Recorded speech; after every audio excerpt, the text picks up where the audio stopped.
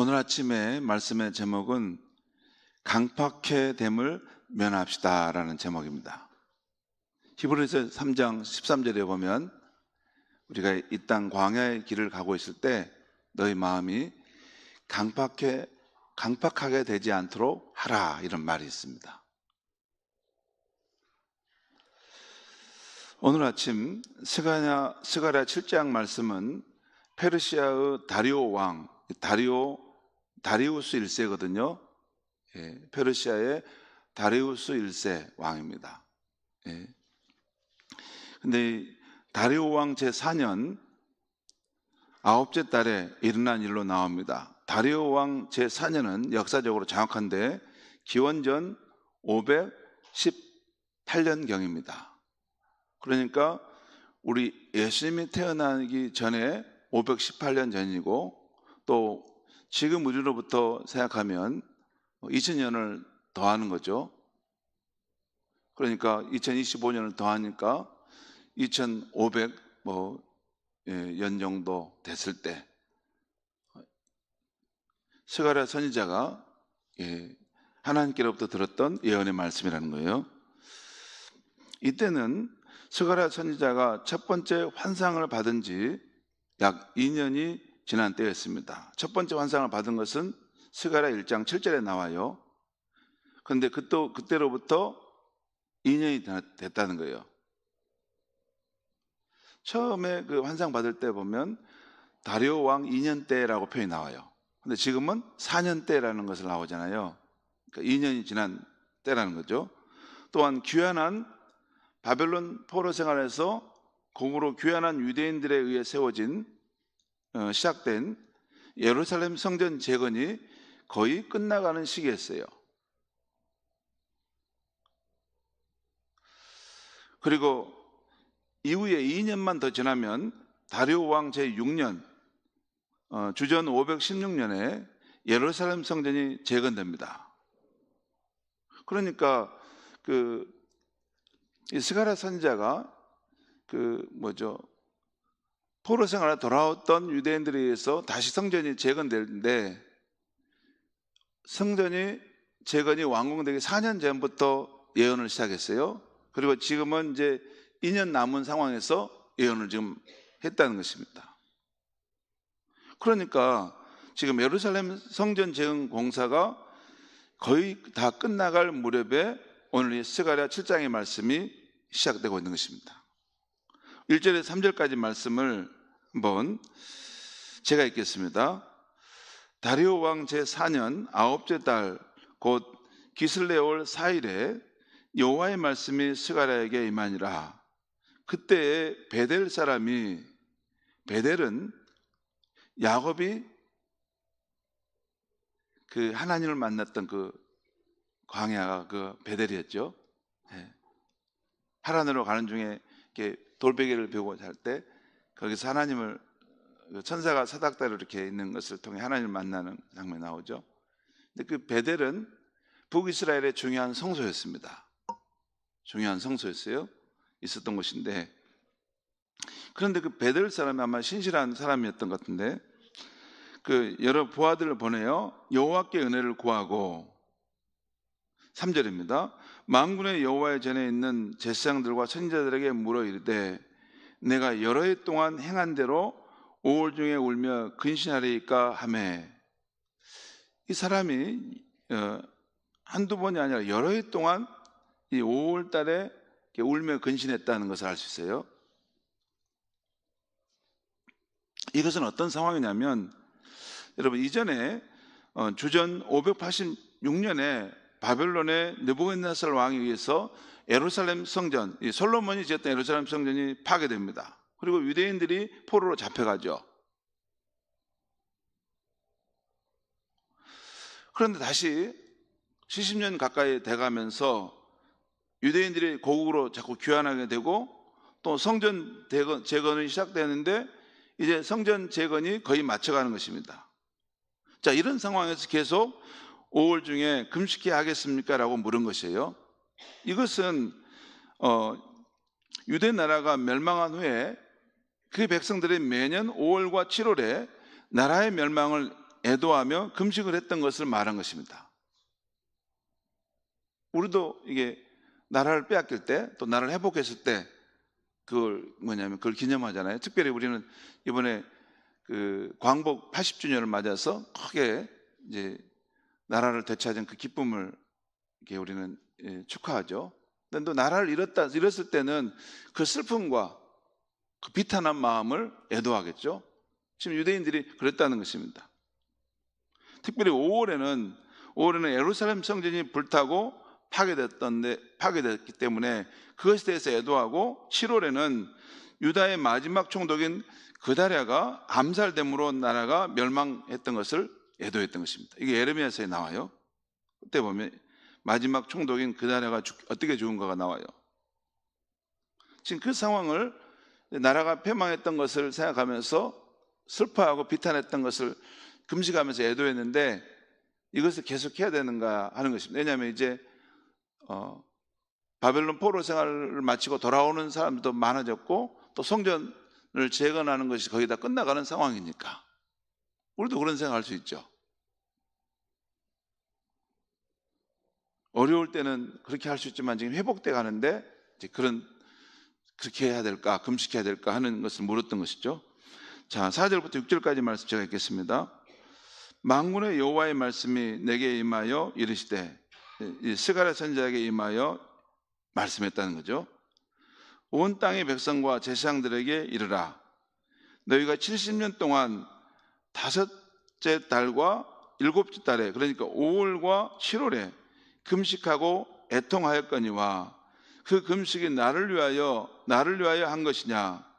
너희가 먹고 마실 때 그것은 너희를 위하여 먹고 너희를 위하여 마시는 것이 아니었더냐라는 것이에요.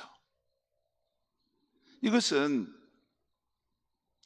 그 유다 백성들이 나라의 멸망을 애도하고 금식했지만 단지 종교적인 행사로 자기들의 슬픔을, 연민을 위해서 했지, 자신들이 하나님께 강팍한 마음을 가져서 하나님을 아프게 했던 것을 깨닫고 회개하는 그런 금식이 아니었다는 거죠. 여러분, 왜 유다 백성들이 결국 이방 나라의 침공을 받아서 멸망하고 무너졌습니까? 그 백성들이 하나님과 맺은 언약, 특별히 여러분, 유다 백성은 특별한 백성이었어요. 하나님이 택한 백성들이었어요. 한마디로 마치 부부관계로 너와 나는 서로 그 마음을 변치 않고 서로의 정절을 지키고 살자라고 택한 백성이었어요. 근데 우상 숭배하고 하나님을 이렇게 불순종하면서 거역하는 마음으로 계속 갔잖아요. 돌아오라고 선지자를 계속 보내서 그들을 불렀지만 끝까지 고집센 마음을 가지고 그 길을 갔습니다. 그게 이제 호세아와 예레미야 선지자를 보면 정확하게 나와요. 그게 계속 그러지 말고 돌아오라, 내 백성아 돌아오라, 내 신부야 돌아오라 했지만 끝까지 고집센 마음으로 그 길을 갔습니다. 그래서 하나님 마음을 아프게 하고 결국 심판의 상황에 처할 수밖에 없었던 거죠. 바로 이렇게 하나님의 마음을 아프게 했던 것을 깨닫고 회개하는 금식이어야 되는데 그런 면은 없었다는 거죠. 그것이 과연 나를 위해서 너희들이 했던 것이냐, 지금 하나님께서 반문하고 있는 것이죠. 다시 7절과 10절 말씀 보겠습니다. 7절에 10절까지. 예루살렘과 사면 성읍에 백성이 평온히 거주하며 남방과 평원에 사람이 거주할 때, 그러니까 유다가 멸망하기 전에 그들이 평온하게 살 때를 지금 말하는 거예요. 여호와가 옛 선지자를 통하여 외친 말씀이 있지 않느냐 하시니라. 그때 예레미야와 호세아 같은 선지자를 통해서 불의한 삶의 길을 청산하고 하나님의 백성답게 너희가 돌아오라, 하나님을 모시고 그 백성답게 거룩한 삶을 살아라 했던 것을 너희들이 알지 못하느냐, 그 말입니다. 그 내용이 이제 8절에서 10절까지 나오는데, 우리 8절에 10절까지 같이 한번 읽겠습니다. 시작. 여호와의 말씀이 스가랴에게 임하여 이르되, 만군의 여호와가 이같이 말하여 이르기를, 너희는 진실한 재판을 행하며 너희 인애와 공의를 베풀며 고아와 가부와 나그네와 궁핍한 자를 압제하지 말며 서로 해하려고 마음에 도모하지 말라 하였으나, 이것은 너희가 하나님을 경외하는 백성답게 진실한 재판을 행하라는 거예요. 그리고 너희 동족에 대해서 서로 인애와 긍휼로 서로를 대하고 특별히 약한 자들을 압제하지 말라. 힘 있다고 약한 자들 압제하지 말라. 그리고 서로 악한 마음을 가지고 너희 동포를 해하지 말라 얘기했다는 것입니다. 하나님을 경외하는 백성다운 삶을 살아야 했던 것이죠. 여러분, 미가서 6장에 보면 하나님께서 자기 백성에게 진정으로 원하는 삶이 무엇인가에 대한 말씀이 나오는데, 그 미가서 6장 8절에 이런 말씀이 있어요. 사람아, 주께서 선한 것이 무엇임을 내게 보이셨나니 여호와께서 내게 구하시는 것은 오직 정의를 행하며 인자를 사랑하며 겸손하게 내 하나님과 함께 행하는 것이 아니냐.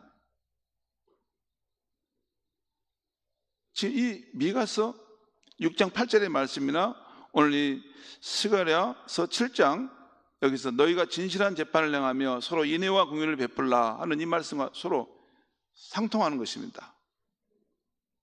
그러니까 이 사회 속에서는 하나님의 정의와 공평이 이루어지게 하고, 너희가 서로 동형제 자매들끼리 서로를 인애와 사랑으로 대하고, 그리고 하나님 편에 대해서는 겸손히 하나님과 함께 동행하는 삶을 사는 것이 그것이 내가 원하는 삶이다라는 것이에요.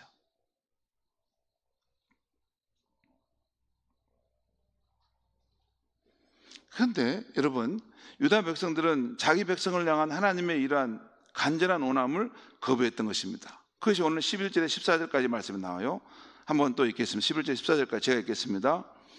그들이 듣기를 싫어하여 등을 돌리며 듣지 아니하려고 귀를 막으며, 12절, 그 마음을 금강석 같게 하여 율법과 만군의 여호와가 그의 영으로의 선지자를 통하여 전한 말을 듣지 아니하였다.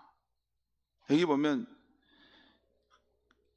그 상황에 대해서 참 하나님이 힘드셨겠다라는 생각이 드는데, 듣기를 싫어하여 등을 돌렸고 듣지 않으려고 귀를 막았다는 거예요. 그리고 그 마음을 금강석처럼 하여 율법과 하나님의 말씀을 듣지 않으려고 했다는 거예요.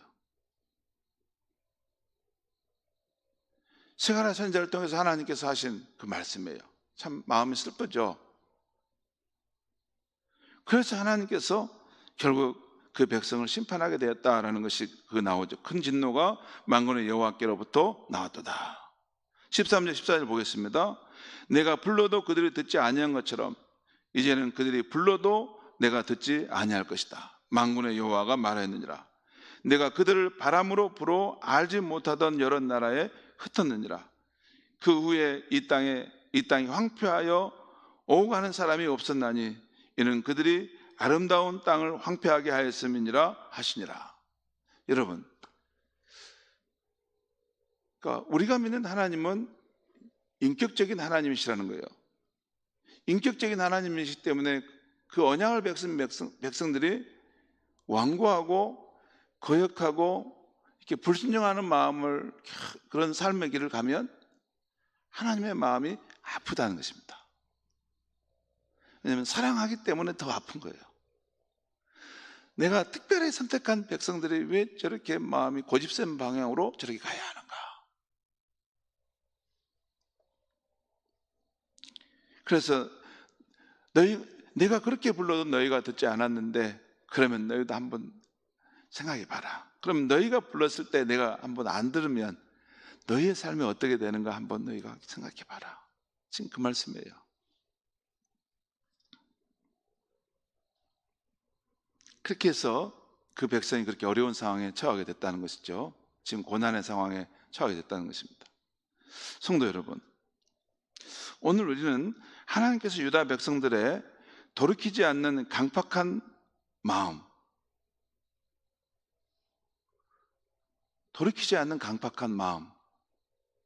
그 마음으로 인해서 그 땅이 심판받을 수밖에 없었다는 말씀을 지금 듣고 있는 것입니다.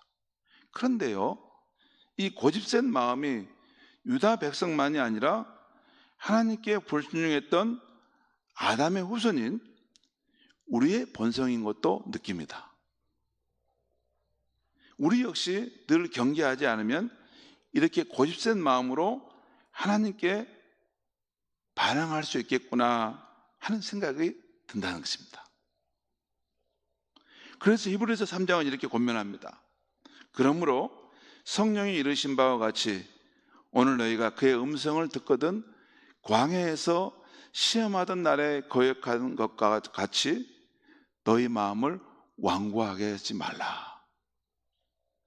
오직 오늘이라 일컫는 동안에 매일 피차 권면하여 너희 중에 누구든지 죄의 유혹으로 완고하게 되지 않도록 하라. 여러분, 이게 옛날 성경에는 너희 마음이 강팍하게 하는 것을 면하라, 그렇게 하지 마라. 여러분, 강팍하게 된 마음, 강팍한 한자가 무슨 말이냐면요, 굳셀 강자에다가 괴팍할 팍자입니다. 그러니까 괴팍한 마음을 그쪽으로 계속 밀고 간다는 거예요. 그 반대의 마음은 유순한 마음이고 유연한 마음이겠죠.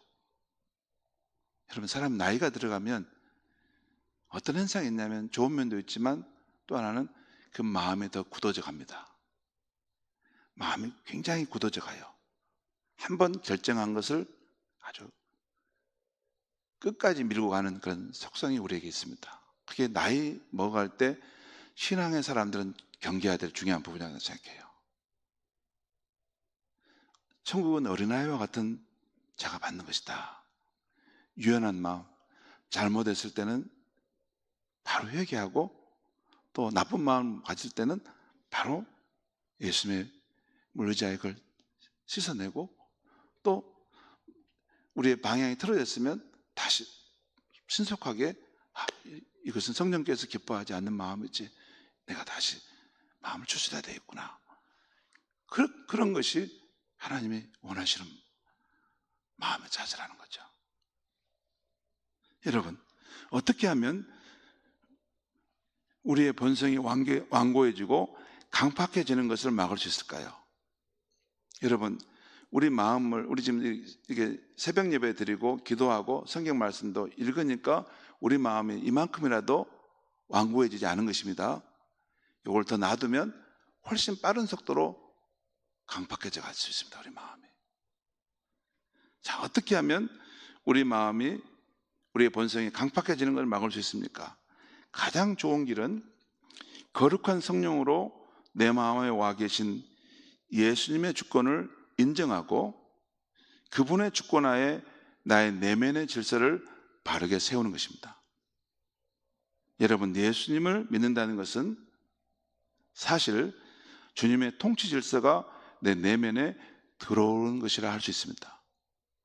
마치 태양계가 형성될 때 그 중심에 태양이 있고 그 주변을 수성, 금성, 지구, 화성 순으로 질서 있게 도는 것처럼 그 주님의 통치 질서가 태양계가 내 안에 들어오듯이 들어오는 것입니다.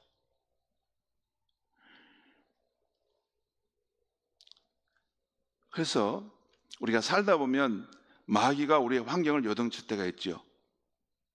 또 그때는 나도 모르게 감정이 요동치고 내 마음이 강팍해지려고 할 수가 있습니다. 그때가 중요한데 바로 그때 주님의 다스림을 인정하고 침착하게 성령이 주시는 힘으로 내면의 질서를 지켜가는 것입니다. 그것이 우리 마음이 강팍해되지 않도록 하는 길입니다. 그렇지 않으면 사단이 계속 우리의 마음을 점점 더 하나님께 멀어지게 하고 강팍하게 하는 일을 계속 행할 것입니다. 우리 마음을 우리 안에 오신 예수님 그의 성령으로 우리를 다스리고 지키는 것입니다. 침착하게 주님의 성령이 주시는 힘으로 지켜가는 것이에요.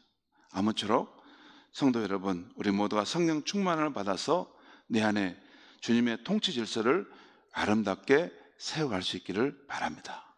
기도하겠습니다. 하나님 아버지, 오늘 이 아침에 하나님 말씀을 전했습니다. 특별히 우리가 광야의 여정을 걸을 때 이스라엘 백성처럼 강팍하게 됨을 면하라 하는 그 말씀을 어떻게 우리가 이룰 수 있는가? 오늘 말씀해 주셔서 감사합니다. 주님의 통치 질서가 우리 안에 들어와 있는 것이고, 또한 마귀가 우리의 마음을 흔들고 요동치려고 할 때 우리 안에 계신 성령을 의지하여 주님의 통치 질서를 지켜가는 것임을 알게 하시니 감사합니다. 하나님 아버지, 우리는 연약하고 어리석을 때가 많사오니 우리 각 사람에게 성령으로 충만케 하여 주시옵소서. 성령의 충만함 속에서 내 안에 주님의 통치 질서를 건강하게 아름답게 세워갈 수 있는 우리의 인생이 되게 하여 주시옵소서. 예수님의 이름으로 기도합니다. 아멘.